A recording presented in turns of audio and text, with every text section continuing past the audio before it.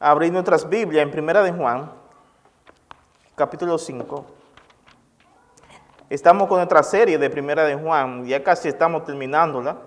Bueno, terminando Primera de Juan, pero aún nos faltan otras, Segunda de Juan y Tercera de Juan.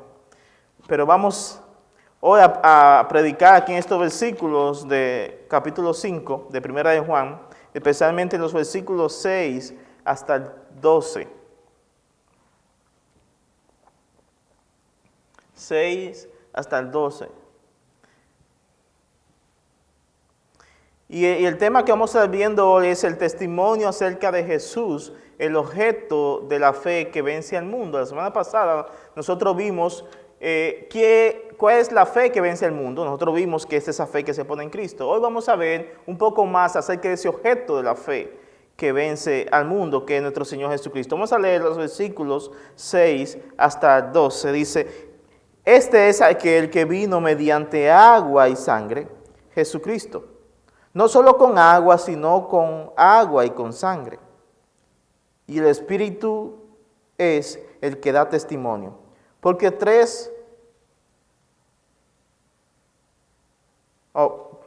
Espíritu es el que da testimonio, porque el Espíritu es la verdad. Porque tres son los que dan testimonio en el cielo: el Padre, el Verbo y el Espíritu Santo. Y estos tres son uno. Y tres son los que dan testimonio en la tierra: el Espíritu, el agua y la sangre. Y los tres concuerdan. Si recibimos el testimonio de los hombres, mayor es el testimonio de Dios, porque este es el testimonio de Dios, que Él ha enviado o ha dado testimonio acerca de su Hijo.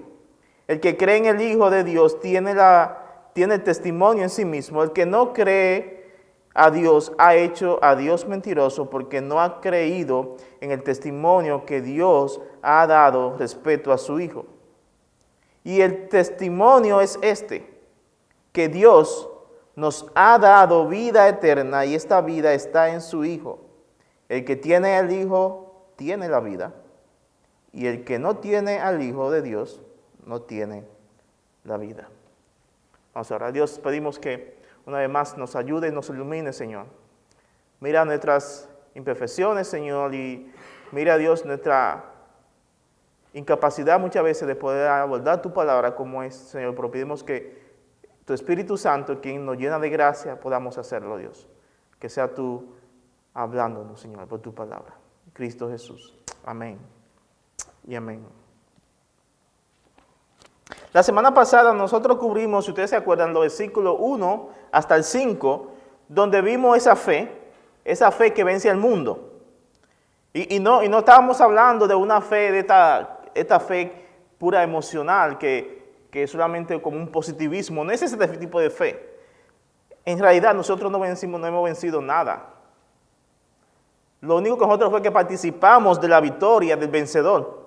Por eso es que nuestra fe vence al mundo, porque participamos de su victoria. Pues nosotros no hemos vencido nada. Él lo hizo todo por nosotros. Entonces vimos esa fe que vence al mundo, pero nosotros habíamos dicho que la fe que vence al mundo es esa fe que nosotros ponemos para salvación en Cristo Jesús como nuestro Señor y Salvador, que nos hace partícipe de sus victorias y de sus logros. Es por eso que nuestra fe vence al mundo, porque nosotros venimos a la salvación en Cristo, y cuando venimos a la salvación en Cristo, la salvación viene con el paquete de esas victorias que Cristo logró para con nosotros. Pero hoy vamos a ver un poquito más acerca del objeto de la fe, Cristo Jesús. Veremos cómo Juan nos presenta ahora el testimonio acerca de Jesús, el objeto de nuestra fe, o la de la fe que vence al mundo. Hoy vamos a hacer tres preguntas básicas, todo este texto que hemos leído. Y la primera pregunta que vamos a hacer, acerca de quién se trata el testimonio del cual Juan nos habla. ¿Acerca de quién? Es la primera pregunta. La segunda pregunta es, ¿quién es el que testifica? ¿Quién es el que está dando testimonio? Y la última pregunta es, ¿cuál es el testimonio? Entonces vamos a ver esas tres preguntas, vamos a responderlas en estos versículos el día de hoy, Pero antes yo quisiera explicarle a usted, me gustaría explicarle algo acerca del versículo 7. Si mi esposa me puede ayudar con el versículo 7, yo quisiera explicarle algo acerca del versículo 7 que es importante que usted tenga. Y es que las palabras que están en este verso 7, casi por entero, esas palabras no están en los mejores manuscritos o copias griegas del original de la Biblia. Hay palabras en este verso 7 que no aparecen en los manuscritos anteriores al siglo XIV y XVI. O sea, 1400 hasta 1500. Bueno, anterior a 1400, esas palabras no aparecían en ese versículo 7. Esta parte del versículo no es parte del original de la palabra inspirada por Dios. Ahora bien, el hecho de que estas palabras estén ahí en ese versículo 7, y enseguida les voy a decir cuál parte no es, la que no pertenece al versículo 7, el hecho de que esas palabras estén ahí no afecta en nada la inspiración divina, ni afecta en nada la credibilidad de la palabra de Dios, en ningún sentido. Escuche ahora cómo es que debería de decir ese versículo 7. En vez de decir, porque tres son los que dan testimonio en el cielo, el Padre, el Verbo, el Espíritu Santo, y estos tres son uno, y tres son los que dan testimonio en la tierra, únicamente debería de decir, porque tres son los que dan testimonio. Hasta ahí terminó. Hasta ahí debería llegar. Porque tres son los que dan testimonio. Y luego seguir el versículo 8. Ahora, usted se debería estar preguntando, Pastor o Miguel, como quiera llamarme, ¿cómo llegó esa parte? ¿O cómo eso llegó a formar parte de la Biblia? ¿Cómo esta parte que está ahí agregada llegó a formar parte de la Biblia? Y yo sé que explicarle todo esto con lujo y con detalle, mis hermanos, me tomaría mucho tiempo. Eso me tomaría bastante tiempo porque ya nosotros estaríamos entrando a un tema que le llaman la crítica textual de la Biblia.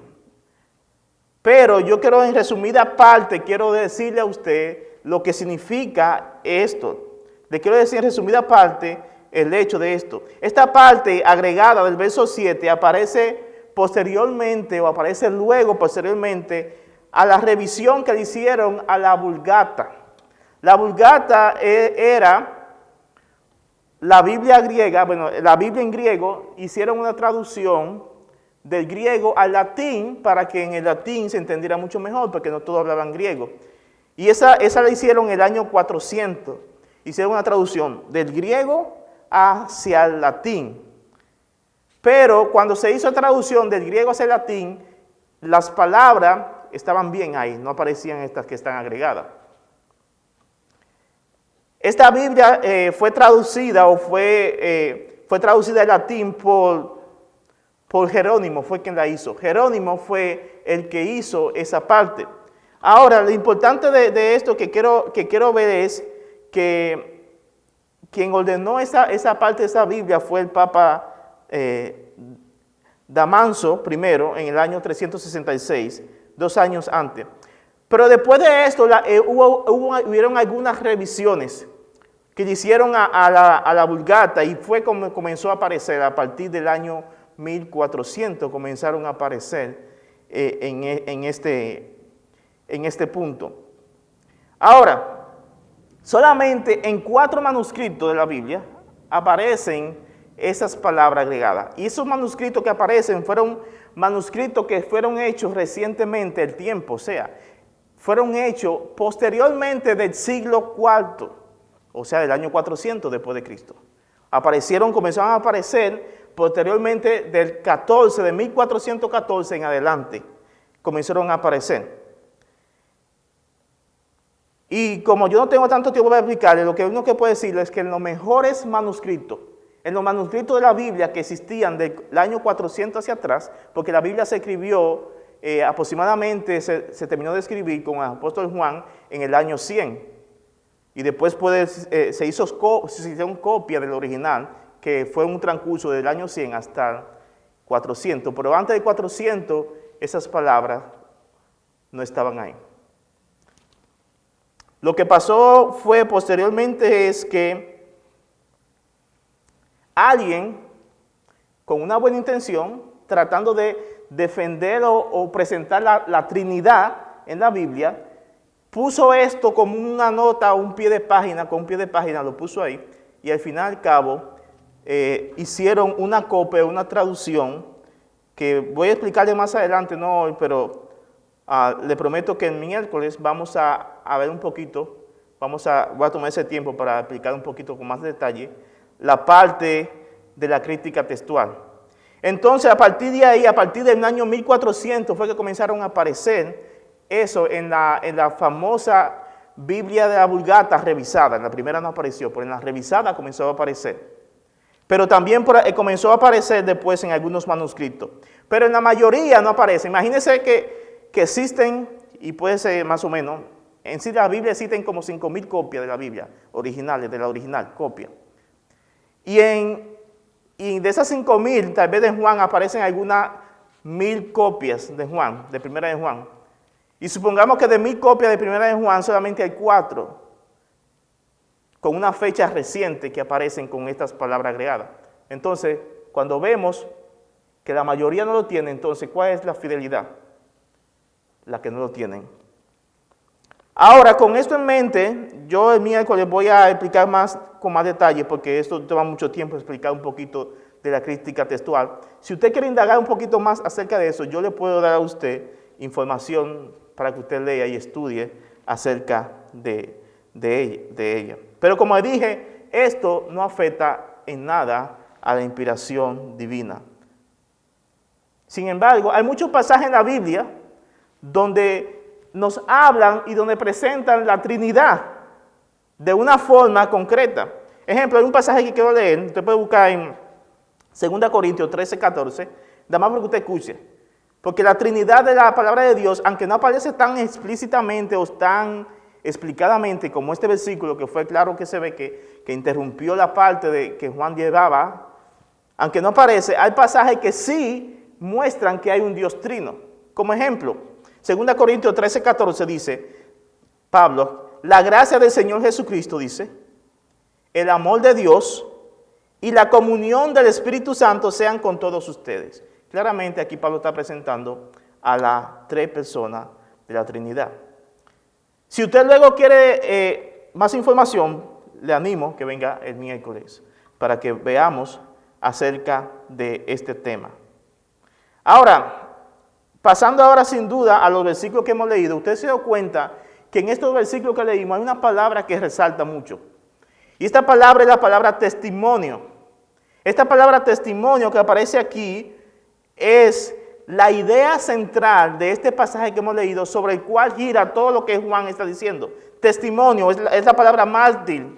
Es alguien que testifica, no solamente con palabras, incluso con su vida. Testimonio es la palabra que aparece ahí. Ahora vamos a contestar ahora la primera pregunta. Y de paso, cada uno de nosotros somos testigos de la obra que Dios hizo en nosotros. Nosotros también damos testimonio. La primera pregunta, ¿acerca de quién se trata el testimonio del cual Juan nos habla? ¿Acerca de quién? Vamos a volver al versículo 6. Este es aquel que vino mediante agua y sangre, Jesucristo. Aquí Juan nos está diciendo que este testimonio se trata acerca de alguien. ¿De quién? Se trata acerca de Cristo.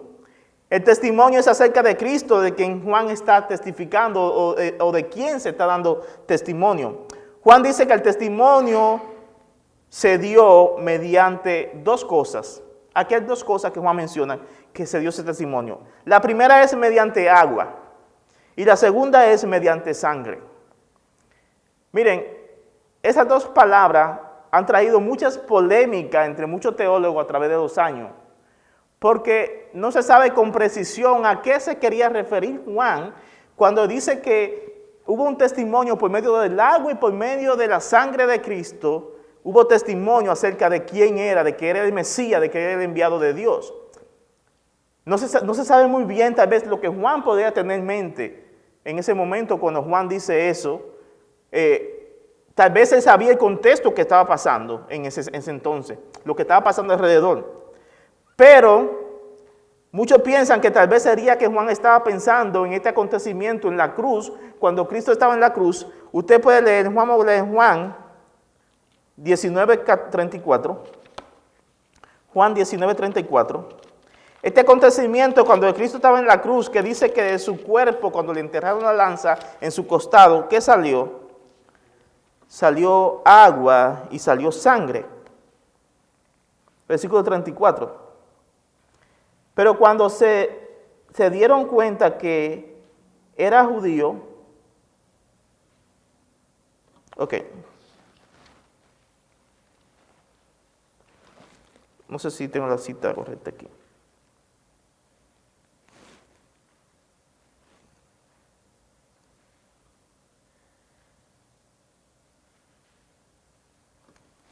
Ok, sí, perdón, estaba en Hechos.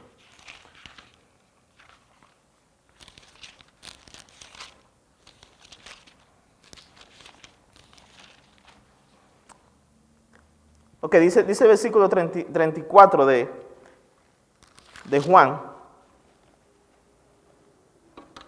Pero uno de los soldados le traspasó el costado con una lanza y al momento salió sangre y agua. Muchos piensan que cuando Juan estaba hablando de que se dio testimonio acerca de Cristo mediante el agua y mediante la sangre, muchos piensan que Juan estaba pensando en esto. En que cuando enterraron la lanza a Cristo en su costado salió esas dos cosas, agua y sangre. Podría ser.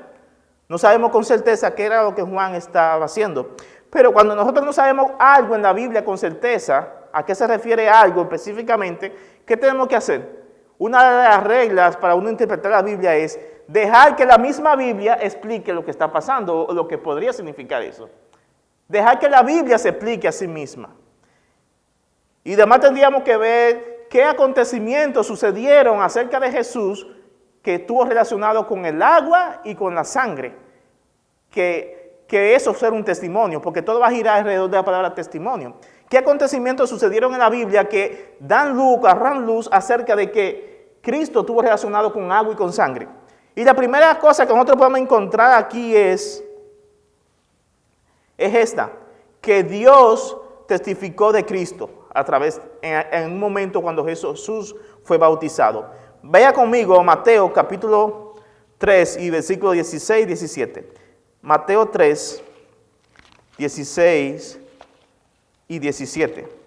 Este momento cuando Jesús fue ahí bautizado, ahí en el Jordán, por Juan el Bautista, fue un momento donde Dios dio un testimonio acerca de su Hijo. Dice el versículo 16 y 17 de Mateo. Después de ser bautizado, Jesús salió del agua. Inmediatamente, y los cielos se abrieron en ese momento, y él vio al Espíritu de Dios que descendía como una paloma y venía sobre él. Y se oyó una voz de los cielos que decía: este es mi Hijo amado, en quien me he complacido. Entonces, este acontecimiento que pasó cuando Jesús fue bautizado fue un acontecimiento donde el Padre salió a dar testimonio a everybody que estaban ahí, a decirle: miren, este es mi Hijo. Yo me siento orgulloso de mi Hijo. El Padre salió a testificar de que estaba siendo bautizado por Juan el Bautista no era un mero hombre cualquiera, era el Hijo de Dios, era el Mesías que había venido. Entonces, este es un evento donde cuando Jesús fue bautizado, que está relacionado con el agua, que entonces el Padre dio testimonio acerca del Hijo. La otra forma en la que tal vez vemos que Dios también dio testimonio fue cuando Jesús fue crucificado en la cruz, la sangre. Esto representa la sangre de Cristo. Ejemplo, vaya conmigo más adelante, Mateo 27, 45 a 45, vamos a leerlo. Mateo 27, versículo 45 en adelante vamos a estar leyendo. Y es aquí cuando Jesús está en la cruz, miren cómo dice el versículo 47, que también fue la forma en que Dios dio testimonio acerca de su Hijo. Dice, después de la hora sexta, hubo oscuridad sobre la tierra hasta la hora novena. Es increíble que cuando Jesús está siendo crucificado ahí en el Calvario, era el mediodía, es interesante, el mediodía, la 1, a las 2 de la tarde, y sabemos que el mediodía, la 1 y las 2 de la tarde es cuando el sol está en su buena, es cuando el sol está brillando más fuerte. Y es interesante que dice que inmediatamente cuando Jesús estaba ahí se oscureció. Los que estudian o en el tiempo moderno dirían hubo un eclipse lunar en una forma repentina. El cielo se eclipsó. El sol se apagó y duró como 3 horas el sol apagado. Eso era Dios testificando de lo que estaba pasando ahí en la tierra en ese momento. Su Hijo estaba cargando el pecado de la humanidad. Dice, alrededor de la hora novena, Jesús exclamó a gran voz diciendo, Elí, Elí, lema sabactani. Esto es, Dios mío, ¿por qué me has desamparado? En esa oscuridad, en medio de esa oscuridad, Cristo clama en una oración al Padre. Dice, Dios mío, ¿por qué me has dejado? ¿Por qué me has desamparado? El Padre estaba testificando de lo que estaba sucediendo en ese momento en el Calvario. Era algo que la oscuridad, el pecado estaba siendo cargado sobre su Hijo. Y el Padre no podía ni tan siquiera mirar o presenciar ese acto. Ahora lea conmigo el versículo 51 o 50. Entonces Jesús, clamando a gran voz, exhaló el Espíritu. Cuando Jesús estaba ahí, dijo a gran voz, exhaló el Espíritu, o sea, murió literalmente, entregó, murió. Versículo 51. En ese momento, el velo del templo se rasgó en dos, de arriba hacia abajo, y la tierra tembló, y las rocas se partieron, y los sepulcros se abrieron, y los cuerpos de muchos santos que habían dormido o morido, resucitaron y salieron de los sepulcros después de la resurrección de Jesús, y entraron en la santa ciudad y aparecieron a muchos. ¿Sabe lo interesante de esto, mis hermanos? Que ese día cuando Cristo murió, sucedieron cosas sobrenaturales. El velo del templo se rasgó de arriba hacia abajo. ¿Usted sabe qué interesante es esto? Miren, nadie podía entrar, a menos que algunos sacerdotes específicos, al lugar santo del templo. Y al lugar santísimo solamente podía entrar el sumo sacerdote una vez al año y no sin sangre derramada. Si alguien tan siquiera, alguien que no fuera levita, tan siquiera se atreviese a asomarse al templo y al lugar santo, moría. Y ese día que Cristo murió, Dios mismo dio un testimonio, como dice, ya no más templo. Abierto el lugar santísimo para todos aquellos que entren a través de Cristo. Dios hizo la invitación que nos hace en Hebreos capítulo 10, que vengamos a la gracia de Dios. Entonces, estos son eventos donde vemos que la sangre de Cristo derramada fue un testimonio en la cual Dios dio acerca de su Hijo. Esto podría ser lo que Juan se estaba refiriendo cuando dijo que se dio testimonio de Cristo a través del agua y a través de la sangre. Ahora, hay algo interesante que dice aquí también, más al final de este versículo, dice que el Espíritu Santo también dio testimonio de Cristo. Y no hace falta que lo busquemos, pero tengo que buscar también ahí en Mateo, donde fuimos hace un rato, 3, 16, 17, y también en Lucas 3, 22, habla que el Espíritu Santo descendió sobre Jesús como en forma de paloma. Y dice que el Espíritu Santo vino sobre él y moró en él, y eso fue un testimonio de que el que estaba ahí siendo bautizado recibió el bautismo del Espíritu Santo y era el Mesías. Posteriormente nos dice en Juan que después de eso el Espíritu llevó a Cristo al desierto para ser tentado por Satanás por 40 días.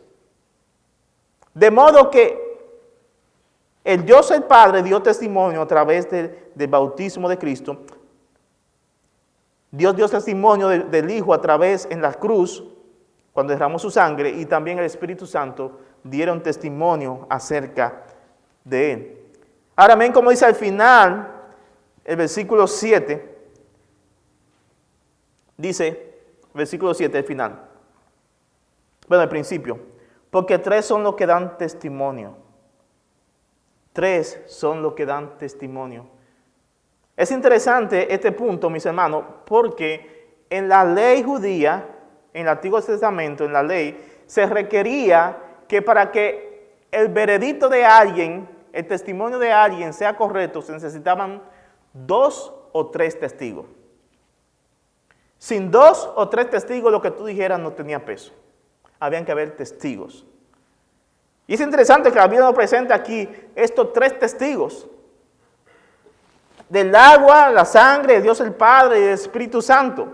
Están ahí dando testimonio. Miren cómo dice Deuteronomio 17:6. Dice, aquel que ha de morir se le dará muerte por la declaración de 2 o 3 testigos.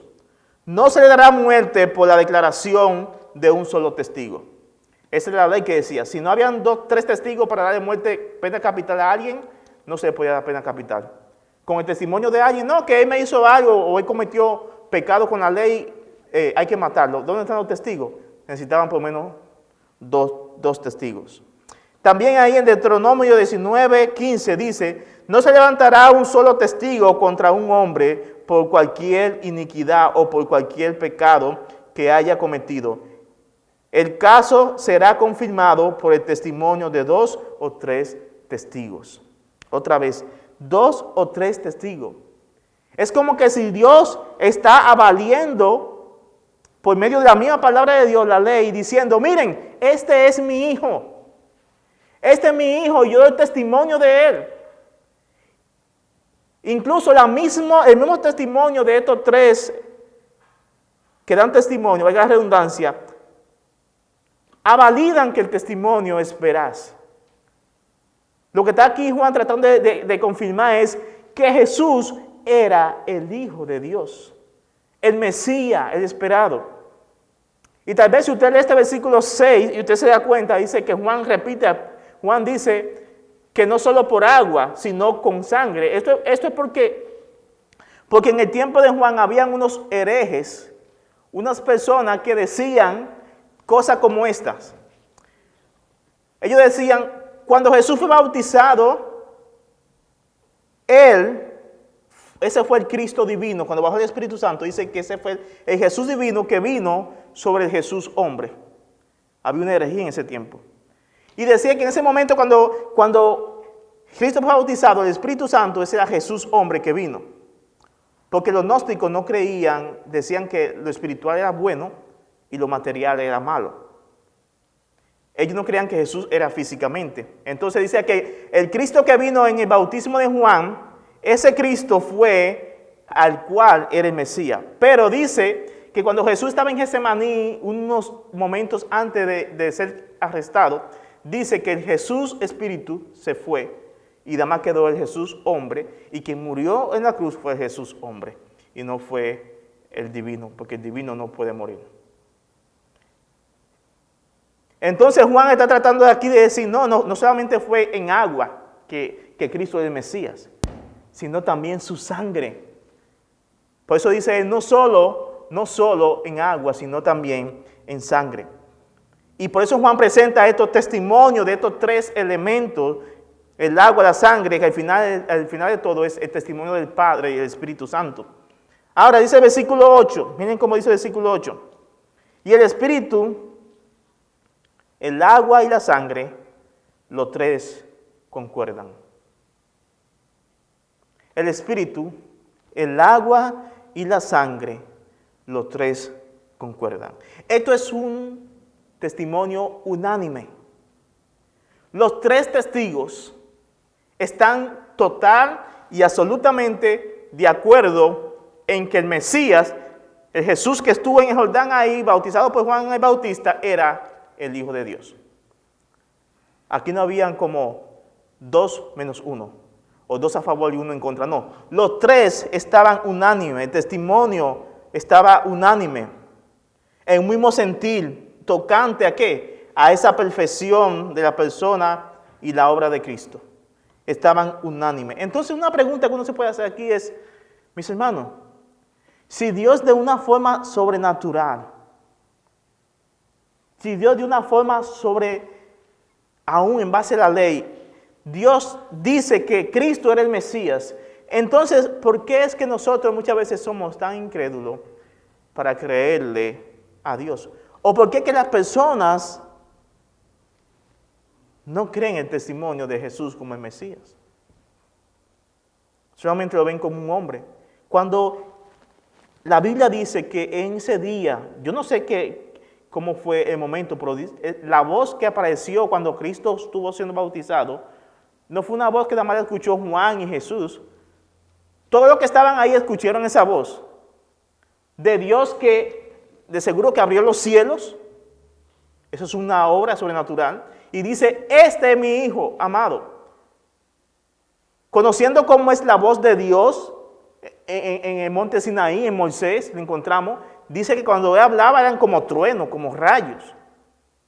Su voz estremecía todo. ¿Se imagina ese momento cuando él dice, este es mi Hijo amado en cual yo me siento totalmente y absolutamente complacido? Fue un acto sobrenatural. ¿Y por qué es que muchas veces no creemos? Sabemos que el mundo no cree porque está ciego en sus delitos y pecados. Pero nosotros los creyentes, ¿por qué es que somos tan indiferentes ante Cristo, ante Dios, ante su palabra? Creemos cualquier cosa, menos lo que Dios dice. No, y todo diría, no, yo creo lo que Dios dice. Bueno, pero nuestros actos y acciones muestran lo contrario. Nuestros actos y acciones muestran lo contrario. Ahora vamos a ver quién es el que da testimonio. Yo creo que ya usted sabe quién es el que da testimonio. Vamos a leer el versículo 9 y 10. Dice, si recibimos el testimonio de los hombres, mayor es el testimonio de Dios, porque este es el testimonio de Dios, que Él ha dado testimonio acerca de su Hijo. El que cree en el Hijo de Dios tiene el testimonio en sí mismo. El que no cree a Dios ha hecho a Dios mentiroso, porque no ha creído en el testimonio que Dios ha dado respecto a su Hijo. Es interesante cuando nosotros pensamos en nosotros mismos, piensen usted mismo. Nosotros los seres humanos tendemos por naturaleza a aceptar el testimonio de los hombres o confiar en lo que las personas dicen. A veces también ponemos un poquito en tela de juicio a muchas cosas que dicen, pero cuando muchas veces nos informan en la noticia acerca de algo, nosotros tendemos a confiar. Cuando nosotros oímos por televisión cualquier cosa que sea algo tal vez de nacional, tendemos a creer eso, el testimonio que alguien está dando. Cuando usted se sube en un avión, y se pone su audífono y se duerme, confiando en que el piloto lo va a llevar a su destino.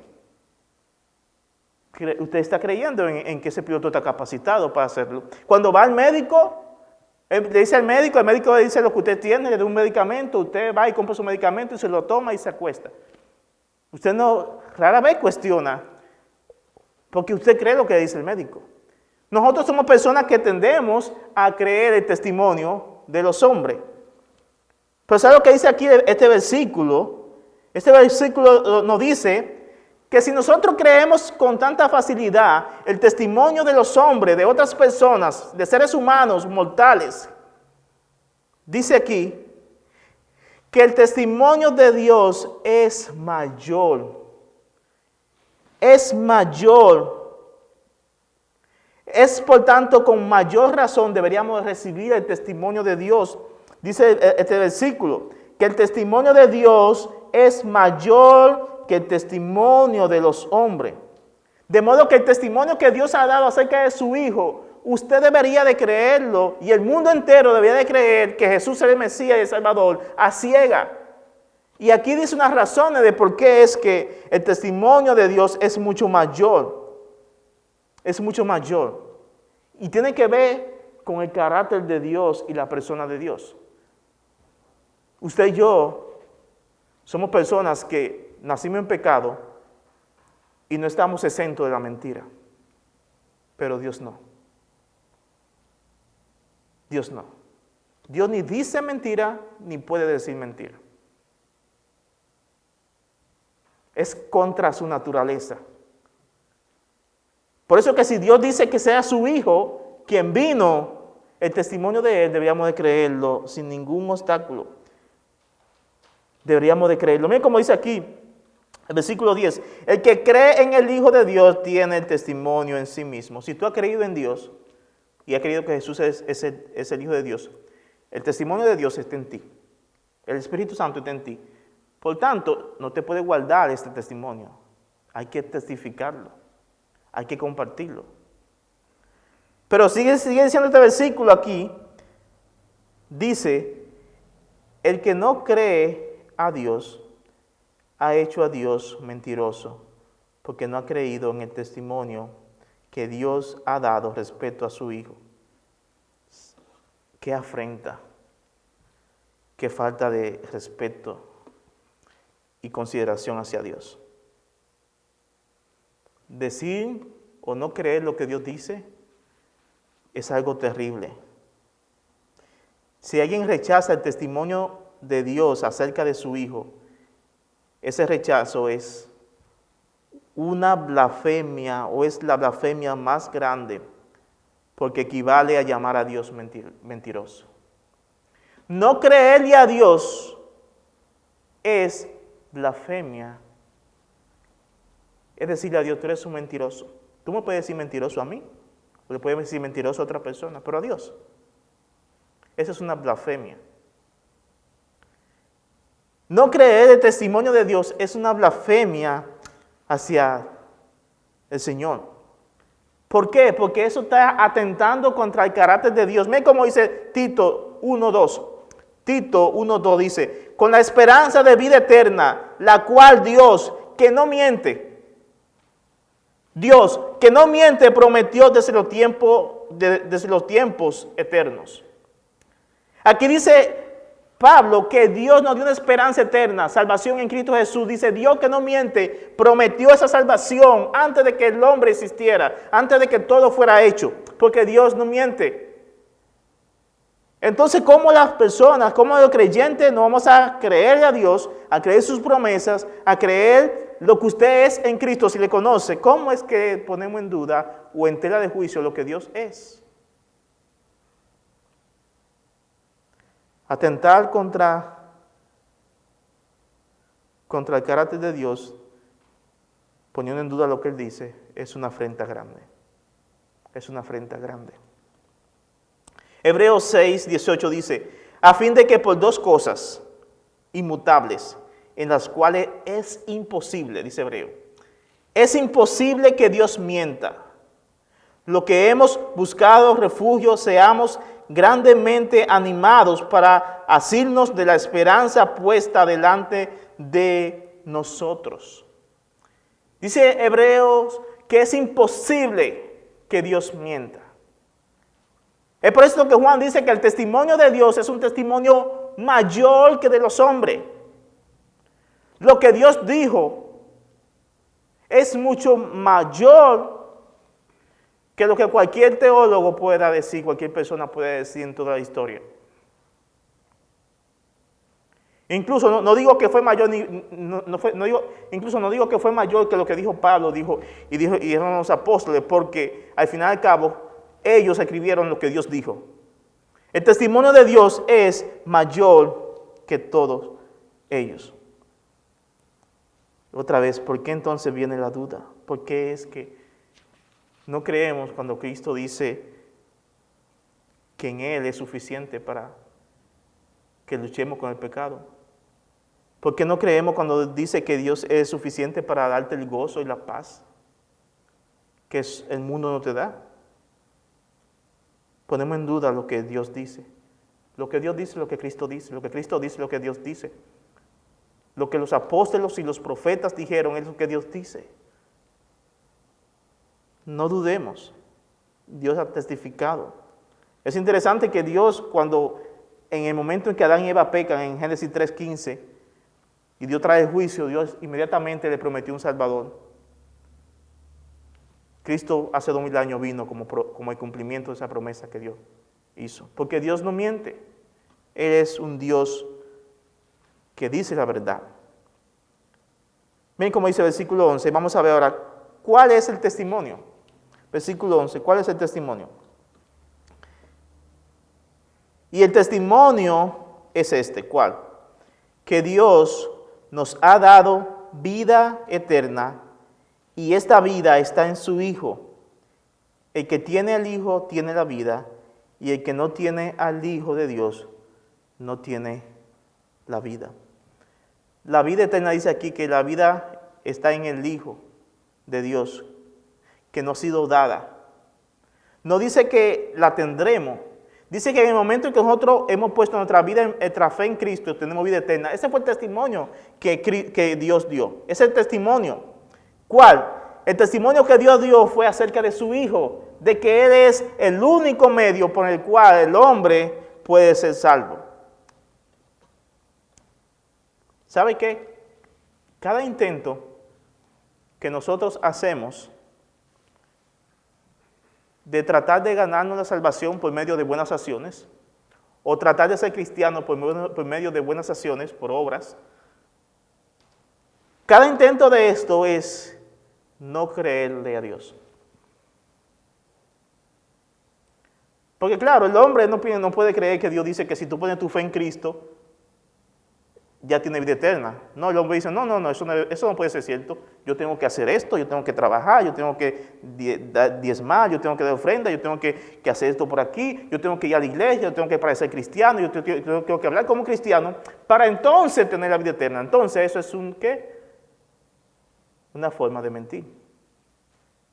Por eso dice Romanos 2:8, que somos salvos por gracia, no por obra, para que nadie se gloríe. Entonces, el hecho de que las personas hacen esfuerzos personales para tratar de ganar el cielo o para tratar de buscar el favor de Dios es una forma, en pocas palabras, de decir que Dios es un mentiroso, de que Dios no puede dar salvación únicamente por poner la fe en Cristo Jesús. Y precisamente eso es lo que dijo Dios. Eso fue lo que testificó Dios. Que la vida eterna está en aquel que tiene el Hijo. El que tiene el Hijo tiene la vida. El que no tiene el Hijo de Dios no tiene la vida. Así de sencillo y simple. Juan 1:12 dice, mas a todos los que le recibieron, hablando de Jesús, a los que creen en su nombre, les dio potestad. Esto es potestad legal, derecho legal, de ser hechos, eso adoptado, hijos de Dios. Dios dice que el que cree en Jesús y lo recibe como Señor y Salvador, dice que Dios coge el contrato divino y lo firma, y tú que eras hijo, que eras un rebelde, que no eras hijo, te dice tú eres hijo adoptado y eres mi hijo. Dios hace eso. Hay una pregunta que podemos hacernos aquí, entonces, ¿qué es la vida eterna? ¿De qué se trata la vida eterna? Jesús lo explicó de una forma bien sencilla y interesante. En Juan 17, vamos a buscar Juan 17, versículo 13. Cuando Jesús tuvo esta oración con su Padre, una oración de la más preciosa, una oración de la más íntima que Jesús tuvo con su Padre, Él le dice esto en Juan 17 y versículo 3. Dice, y esta es la vida eterna, esta es definición. Esta es la vida eterna. ¿Cuál? Que te conozcan a ti, el único Dios verdadero, y a Jesucristo a quien ha enviado. Jesús dice que la vida eterna consiste en conocer a Dios como el único Dios verdadero. Eso quiere decir que si tú reconoces a Dios como el único Dios verdadero, es que tú vas a derribar de tu vida, tú vas a echar por suelo cualquier ídolo, ya sea ídolo físico, ya sea ídolo en tu corazón, ídolo de trabajo, ídolo de cualquier cosa que tú tengas. Cuando tú conoces a Dios, tú echas fuera todo ídolo. Eso significa reconocer a Dios como el único Dios verdadero. Él está por encima de todo y por encima de todo. Pero también dice que la vida eterna también consiste en conocer a Cristo, a quien Dios ha enviado. En esto se define la salvación. Conocer a Dios como Señor y Salvador, como tu Dios único, que no hay otro, y a Cristo como el que Dios envió, el Salvador, como el Mesías. Para terminar, lea conmigo Hebreos. Hebreos creo que es la última parte donde Dios da el último testimonio acerca de su Hijo. Y a la vez es uno de los pasajes más fuertes para afirmar que el canon bíblico ya está cerrado. Ya no hay más revelación, ya no hay más señales que sean agregadas a la Biblia. Hebreos 1 hasta el 4 dice: Dios, habiendo hablado hace mucho tiempo, ¿no verdad? En muchas ocasiones, de muchas maneras. ¿A quiénes? A los padres por los profetas.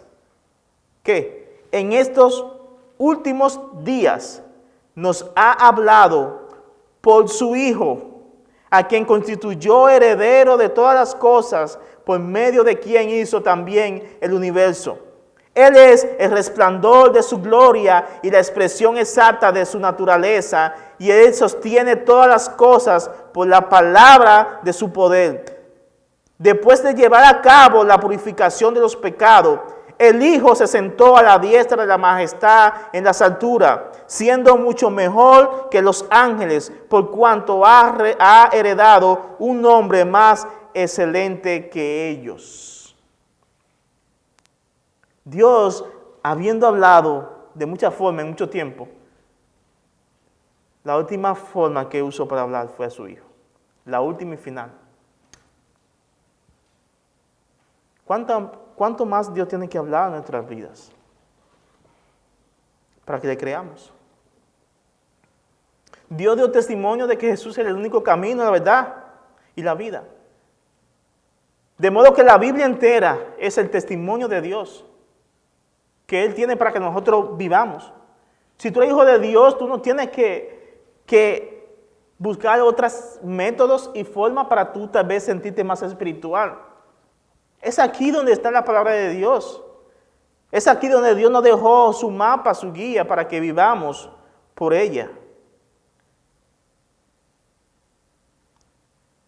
Juan aquí nos expresa que Dios ha dado testimonio. El Padre fue el que dio testimonio del Hijo. Jesús no fue alguien que se lo inventó, alguien en aquel tiempo, en el siglo I. No. El mismo Padre confirmó que Jesús era el Mesías esperado. Y es triste pensar que hoy tantos judíos en Israel que aún siguen esperando el Mesías, a pesar de que Dios ya dio testimonio de que Él vino.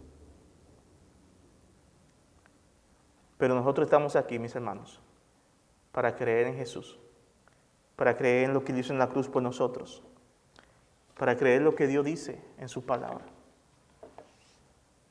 No hagamos a Dios mentiroso cuando ponemos en duda lo que Él hizo y lo que puede hacer en nuestras vidas. Cuando ponemos en duda lo que Dios hizo y lo que prometió que va a hacer en tu vida y en la mía, es como hacer a Dios mentiroso. Cuando nosotros en nuestra vida pasan cosas terribles, que usted comienza a pensar y a decir, esto tiene que ser que yo tengo algún tipo de maldición o de dicha. Cuando usted piensa ese tipo de cosas y lo cree, es como si usted estuviera llamando a Dios mentiroso, porque su palabra dice que todo lo que pasa en la vida del creyente es de acuerdo al propósito de Dios, obra para bien. Cuando usted piensa o ponen duda en cuanto a su salvación, a pesar de que ha confirmado por medio de la palabra de Dios que lo es, está llamando a Dios mentiroso. Creamos el testimonio que Dios tiene en su palabra. Creamos lo que Él dice. Pero lo más glorioso de esto, mis hermanos, es que si tú eres hijo de Dios, si yo soy hijo de Dios, dice Juan que ese testimonio está en nosotros. Y eso nos conecta con lo que dice Mateo 28. Por tanto, id y haced discípulos de todas las naciones, bautizándolos en el nombre del Padre, del Hijo y del Espíritu Santo. ¿Y qué dice más? Jesús. Y es aquí, yo estoy con ustedes, ¿cuándo? Hoy solamente no, todos los días hasta que tú mueras. Dice hasta el fin del mundo. Tal vez nosotros no llegamos al fin del mundo, pero lo que Jesús está diciendo en pocas palabras es que va a estar contigo hasta que tú mueras si le conoces. Entonces, hay que testificar, hay que hablar. A Dios sea la gloria. Ayer tuvimos un tiempo hermoso cuando en el festival, donde Antonio y un servidor estuvimos compartiendo el Evangelio con personas. Y es uno de los momentos más preciosos que uno puede tener. Tratar de que por el Evangelio que es almas que están de espalda a Dios le conozcan. Y eso trae gozo y ánimo a nuestras vidas. Triste por aquellos que ustedes no participaron, pero es un privilegio predicar el Evangelio. Es un privilegio. Trae un gozo y una satisfacción cuando uno ve a personas que escuchan el mensaje, que tal vez no se conviertan, pero tú sabes que esa semilla fue sembrada en sus corazones. O cuando tú ves personas como aquella señora que conocimos ayer, que mientras estaban predicando el Evangelio, ahí se vio su deseo, que tanto así pidió, deme un panfleto, deme un flyer, deme esto, quiero tenerlo. Mostró un interés. También vimos personas donde rechazaban, decían que eran ateos. Pero es maravilloso predicar el Evangelio. Tenemos el testimonio de Dios en nosotros y también debemos de testificar. Donde estemos, donde vayamos, es el tiempo para testificar. Gloria a Dios porque Él mismo habló. Él habló. Vamos a orar. Dios, gracias porque tú eres bueno. Gracias por tu misericordia. Gracias porque tú no te quedaste callado. Tú testificaste que Cristo era tu Hijo, el Mesías esperado. El Hijo respaldó la palabra del Padre y el Padre respaldó la palabra del Hijo. El Espíritu Santo respaldó la palabra del Hijo y del Padre. Y nosotros hoy somos portavoces de esas verdades. Perdónanos por tener en poco. Perdónanos por ser egoístas porque muchas veces tenemos la medicina y no queremos compartirla. Pero perdónanos también, Dios, porque muchas veces ponemos en duda con nuestras acciones, con nuestra forma de ser, de vivir, lo que tú dices en tu palabra. Perdónanos porque en pocas palabras te estamos llamando mentiroso cuando ponemos en duda lo que tú dices, tu carácter, tus promesas, lo que somos en Cristo, lo que tú has prometido. Perdónanos por eso. Ayúdanos a ser personas que confiemos en ti, siempre. Que podamos decir, como dice tu misma palabra, que sea todo hombre mentiroso y Dios veraz, Dios verdadero. Sí, Señor. Porque es imposible que tú mientas. Es imposible. Gracias por este tiempo. Bendice nuestra vida a través de todo lo que hemos hecho o hemos recibido en este día, Señor. Te alabamos, Señor, en Cristo Jesús. Amén y amén.